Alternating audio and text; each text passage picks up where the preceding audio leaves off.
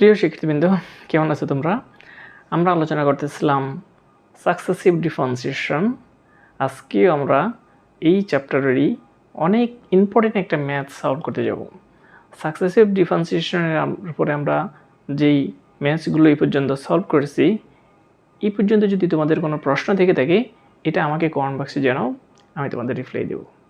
এবং আমার নতুন নতুন ভিডিওগুলো দ্রুত পাওয়ার জন্য তোমরা আমার চ্যানেলটাকে সাবস্ক্রাইব করে নেবে এবং বন্ধুদের মাধ্যমে শেয়ার করবে, যাতে সবাই এই সুফল ভোগ করতে পারে। তো প্রিয় শিক্ষার্থীবৃন্দ, শুরু করা যাক। দেখো প্রিয় শিক্ষার্থীবৃন্দ, আজকে আমরা এই ম্যাথটা সলভ করতে যাচ্ছি। If y equal to secx, then show that y2 equal to y into 2y square minus 1। অথবা আমরা বাংলায় যদি বলি, যদি y equal to secx হয়, তবে দেখাও যে y equal to y into 2y square minus 1। তো এখন আমরা লিখি given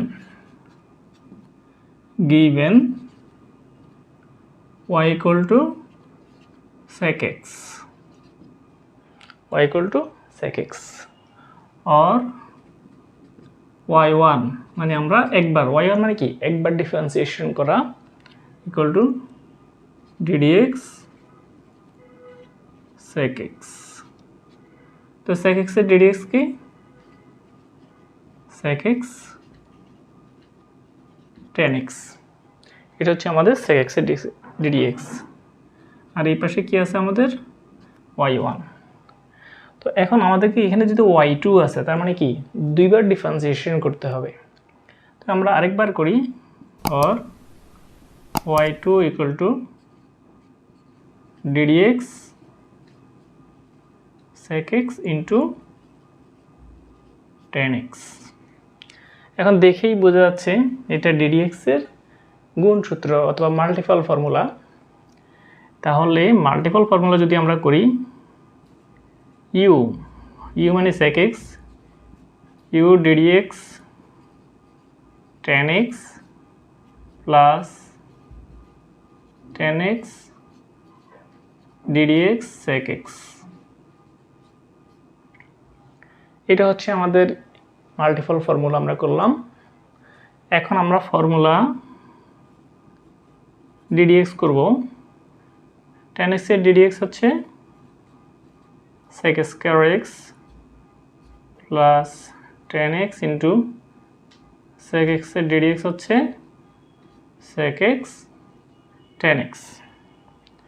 তাহলে এখন দেখো পুরোটা থেকে আমরা কিন্তু যদি sec x কমন যাচ্ছে, sec x কমন নেই, তাহলে থাকতেছে কি sec square x plus tan square x এরকম থাকতেছে।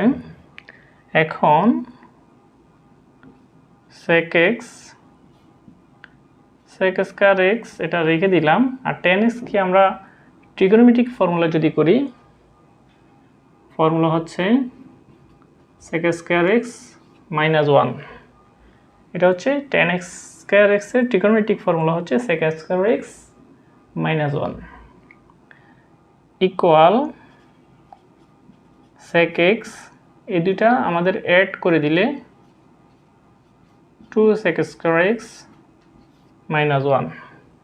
এখন সবগুলোকে আমরা sec কেন নিয়ে আসলাম? কারণ sec মানে হচ্ছে আমাদের y।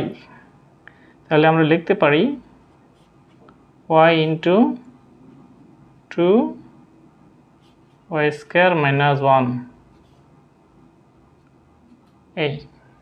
এটা আর এই পাশে আমাদের কি আছে? y2 equal to 2y square minus 1, যেটা আমাদেরকে প্রুফ করতে বলছে। আমাদের প্রুফ হয়ে গেছে। প্রিয় শিক্ষার্থীবৃন্দ, আজকের ক্লাসটা এতটুকুর মধ্যে যদি সমস্যা হয়, এটা আমাকে জানাও, আমি তোমাদের রিপ্লাই দেব। ধন্যবাদ সবাইকে।